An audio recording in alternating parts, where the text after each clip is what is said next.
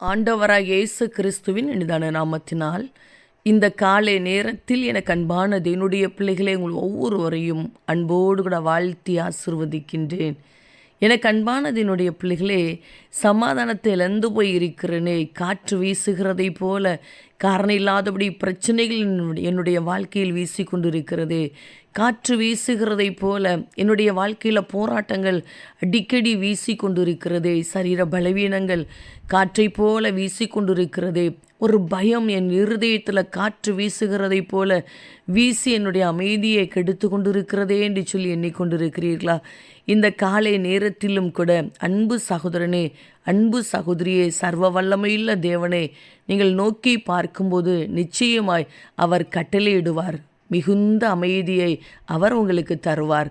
வேதத்தில் நாம் தெளிவாய் பார்க்கின்றோம். வீசி கொண்டிருந்த காற்றின் சீற்றத்தை பார்த்து இறையாதே, அமைதலாய் இரு என்று சொல்லி அவர் கட்டளையிட்ட போது உடனே மிகுந்த அமைதல் உண்டாயிட்டு நிச்சயமாய் உங்களுடைய வாழ்க்கையிலும் கூட ஒரு அமைதியான சூழ்நிலையை ஆண்டவர் தந்து உங்களை வாழ வைப்பார்.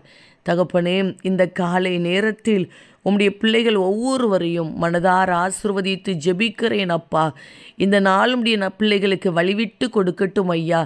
சமாதானம் நிறைந்த ஒரு நாளாய், ஆசீர்வாதம் நிறைந்த ஒரு நாளாய், எதிர்பார்ப்புகளை நிறைவேற்றி கொடுக்கிற ஒரு நாளாய் மாறட்டும் என்று சொல்லி ஆசீர்வதித்து ஜெபிக்கிறேன் அப்பா.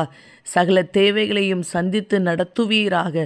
பயங்கள் மாறட்டும், அழுத்தங்கள் மாறட்டும், காரணம் இல்லாத மன போராட்டங்கள் நம்முடைய பிள்ளைகளை விட்டு மாறட்டும் என்று ஜெபிக்கிறேன் ஐயா.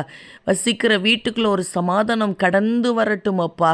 சரீரத்தில் நல்ல ஆரோக்கியத்தை கொடுங்க. பலவீனம் வியாதி மாறி போகட்டும். நம்முடைய பிள்ளைகளுக்கு விரோதமாய் இந்த நாளிலும் இருக்கின்ற தீமையான காரியங்கள், தீங்கான வல்லமைகள் அப்புறப்படுத்தப்பட்டு போகட்டும் அப்பா. காரணம் இல்லாதபடி வருகின்ற எல்லா சத்துருவின் கிரியைகளும் உம்முடைய நாமத்தினால் செயலற்று போகட்டும் ஜெபிக்கிறேன் ஐயா.